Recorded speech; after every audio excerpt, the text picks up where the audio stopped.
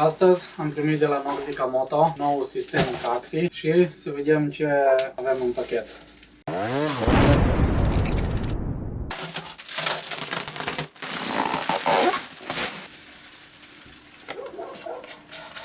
În pachet avem rim-lock-ul care o să fixeze cauciucul pe jantă, o cameră pe 18 care o să intre în cauciuc și, după cum am mai spus pe zona enduro, gel de mus folosit și la tubeless pentru a-l prelungi viața. Se pare că cei de la Traxi s-au gândit la asta și îl includ în pachet, nu mai trebuie cumpărat separat.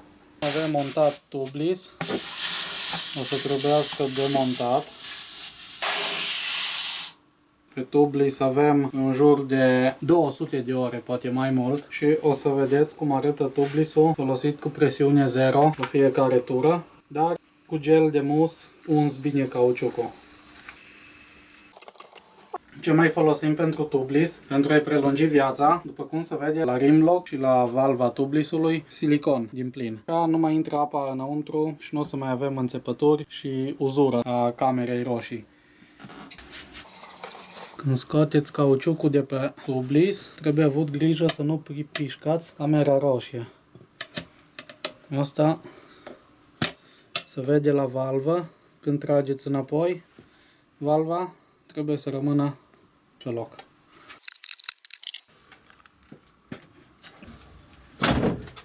Tubeless-ul are 200 de ore.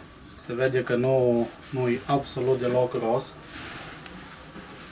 Zic că mai ține încă 200 de ore. Dar gel de mus, apă cu săpun înăuntru, din abundență. Camera o scoatem prima dată. Sigur nu o mai ciupim când dăm jos camera roșie.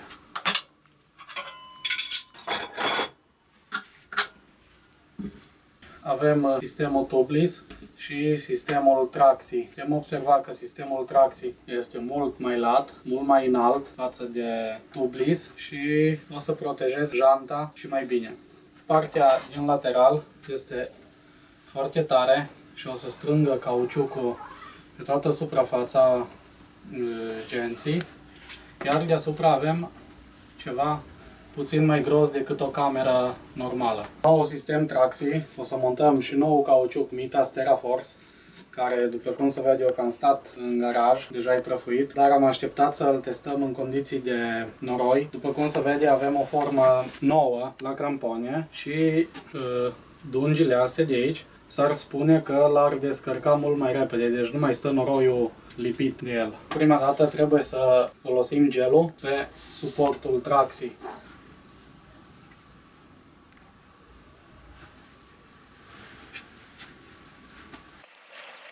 Producătorul spune că după fiecare ieșire, sistemul Traxi ar trebui uns. Acum, dacă vă place să dați cauciucuri jos, să lungeți după fiecare ieșire, dar cred că odată la 20-30 de ore, dacă gelul e de bună calitate, asta are un factor important, dar după cum se simte e ceva bun. N-ar trebui să aveți probleme 20 de ore cu gelul de mus.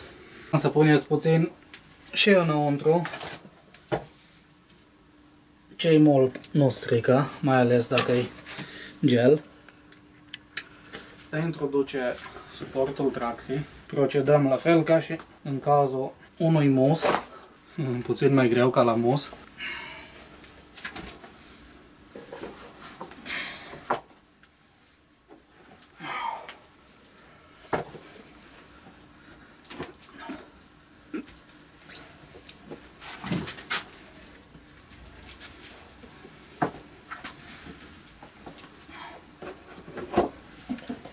Nu uitați, nu cu pantalonii de duminică, e o treabă unsuroasă.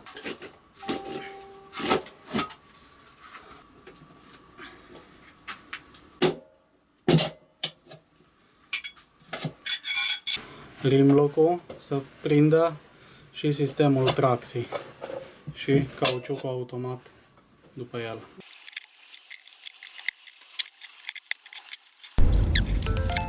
După ce am fixat o parte a cauciucului pe jantă, urmează să dăm camera Traxi cu gel de mus. Trebuie unsă foarte bine.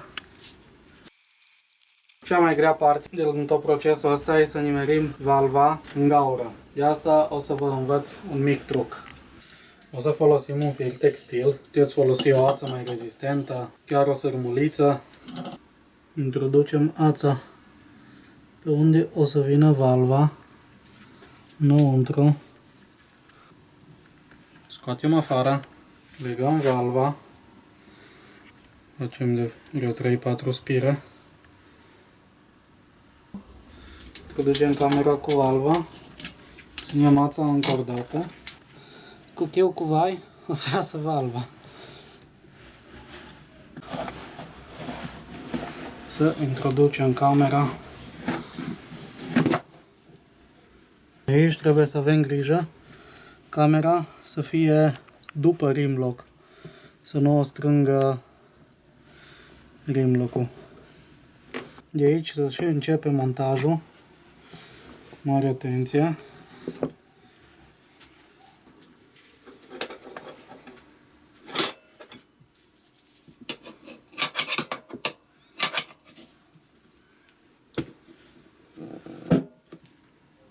Tot timpul trebuie avut grijă revierul să nu fie foarte adânc pus în geantă, altfel o să ciupim camera.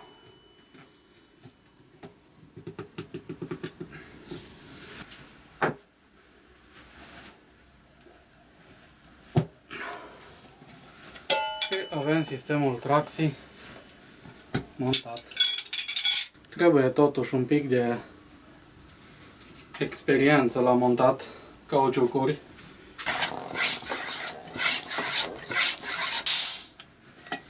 Producătorul spune că undeva la 2,2 bari trebuie umflată roata prima dată pentru a sări cauciucul pe jantă, apoi lăsat la 1,5 bari și de acolo testat să vedeți cum vă place.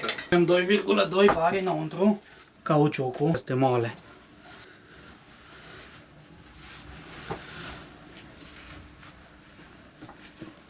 Pereții sunt foarte tari, cauciucul este strâns pe jantă și de deasupra foarte moale.